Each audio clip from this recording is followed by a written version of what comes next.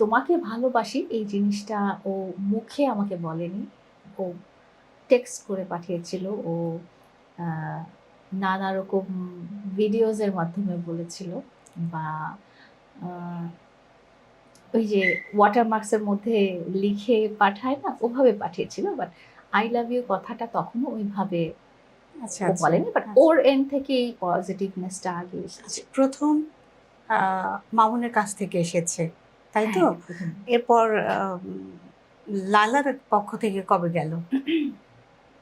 আ এই জিনিসটা না খুব স্ট্রেঞ্জ ব্যাপার যে আমরা কবে দুজন দুজনকে ওইভাবে আ ফরমালি প্রপোজ করেছি বা I love you বলেছি এটা I don't remember। আচ্ছা, কখনোই আচ্ছা। আমরা ওভাবে মনে এটা করতে হয়ে পারিনি। ওটা গিয়েছে। হয়ে গিয়েছে আসলে। বাট ওই যে স আছে না যে আমি তোমাকে ভালোবাসি জিনিসটা কতভাবেই বলা যায়। সো এটা এই এই যে ১ম রাতে যে ভিডিও কল, তার কতদিন পর থেকে শুরু হলো? ১ম রাতের ভিডিও কলের পরেই আ কলের পরেই তার পরের দিনই ওর তারপর দিন থেকেই কথা কনভারসেশন আচ্ছা, আচ্ছা, হচ্ছিল। আচ্ছা, সে কল দিচ্ছিল, আমি কথা বলছিলাম। আচ্ছা। হ্যাঁ। আচ্ছা, ফিলিংস টা কেমন ছিল? কি মানে আ কিশোরী বয়সে যে প্রেমে পড়লে যে ফিলিংস টা হয়, সেরকম কিছু কি? সেরকম আ আসলে আরো অনেক পরে এসেছে।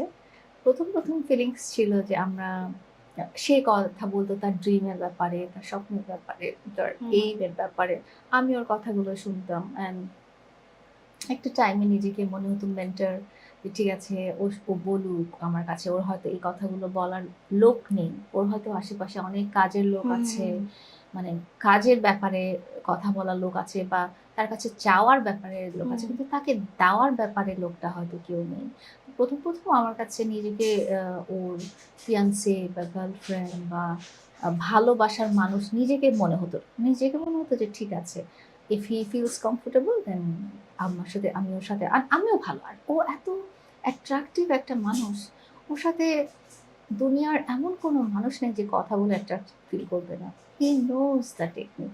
যে একটা মানুষকে কিভাবে কনভিন্স করা যায়, কিভাবে হুম। অ্যাট্রাক্টেড ফিল করা যায় এবং কিভাবে আ কমফোর্ট জোন এ নিয়ে যাওয়া যায়। নাহলে এতক্ষণ যদি ওর সাথে কথা বলে আরামই না পাইতাম তাহলে তো আমি সারারাত ধরে কথা আচ্ছা, আচ্ছা, বলতাম না। টায়ার্ড হয়ে যেতাম বা আচ্ছা। এরকম কিছু একটা ব্যাপার।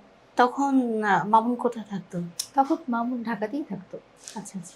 ঢাকাতে ওর ১০০ ফিট নামে একটা জায়গা আছে। হুম, ওখানে হুম। থাকে। যখন আপনাদের মধ্যে একটা ভালো লাগা, একটা ভালোবাসা তৈরি হলো, তখন কি কোনো শঙ্কা তৈরি হয়েছিল? যে এই মানুষটা একবার চলে যেতে পারে আমার জীবন থেকে? কখনোই হয়নি। কারণ কি?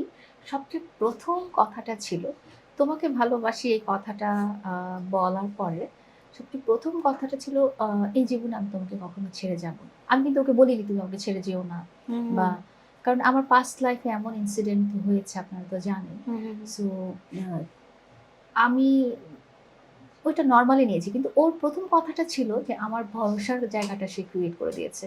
সে ভেবেছে আমি হয়তো এটা ভাবতে পারি যে সে হয়তো চলে যাবে। ১ম কথাটাই যেটা ছিল সেটা ছিল হচ্ছে যে, "আমি তোমাকে ছেড়ে কখনোই যাব না এই জীবনে।"